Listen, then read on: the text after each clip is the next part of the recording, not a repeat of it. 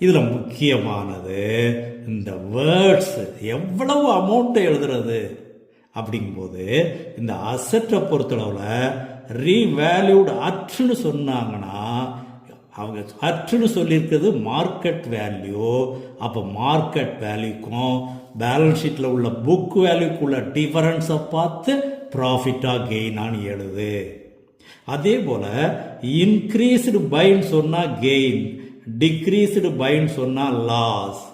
எவ்வளவு அமௌண்ட்டு பைன்னு சொல்லி ஒரு பெர்சன்டேஜ் சொன்னாங்கன்னா அந்த அசட்டில் அந்த பெர்சன்டேஜை கண்டுபிடிச்சு தட் அமௌண்ட் கெயின் ஆர் லாஸ்னு காட்டு.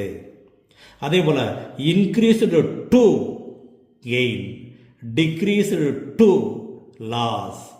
எவ்வளவு அமௌண்ட்டு டூன்னு சொன்னாலே தட் இஸ் மார்க்கெட் வேல்யூ. கொடுத்துருக்குது மார்க்கெட் வேல்யூ. அப்போ மார்க்கெட் வேல்யூக்கும் பேலன்ஸ் ஷீட் புக் வேல்யூக்குள்ள டிஃபரன்ஸை கெயினா லாஸான்னு எழுது. அதே இது ஒரு asset undervalued by, undervalued பைனா பேலன்ஸ் ஷீட்டில் இருக்கிறது குறைச்சி எழுதி வச்சிருக்காங்களா, அப்போ கூட்டணும் கெயின். எவ்வளவு அமௌண்ட்டை சொன்னால் பிரச்சனை இல்லை, பெர்சன்டேஜை சொன்னால் இப்போ எக்ஸாம்பிளா 25% சொன்னால் 25/75 அந்த புக் வேல்யூவை மல்டிப்ளை பண்ணு. 10% சொன்னால் 10/90. அதே ஓவர் வேல்யூடு பைனா ஏற்கனவே பேலன்ஸ் ஷீட்டில் இருக்கக்கூடிய வேல்யூ அதிகமாக இருக்கு, அப்போ அதை குறைக்கணும் லாஸ். எவ்வளவு குறைக்கணும் அமௌண்ட் சொன்னால் பிரச்சனை இல்லை, பெர்சன்டேஜை சொன்னால் 25%னா 25 டிவைடட் பை 125, 10%னா 10 டிவைடட் பை 110.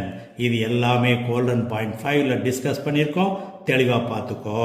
அதே போல் ப்ரொவிஷன் ஃபார் டவுட்ஃபுல் டெட்ஸ்லையும் புதுசாக கிரியேட் பண்ண சொன்னால் தட் இஸ் லாஸ்.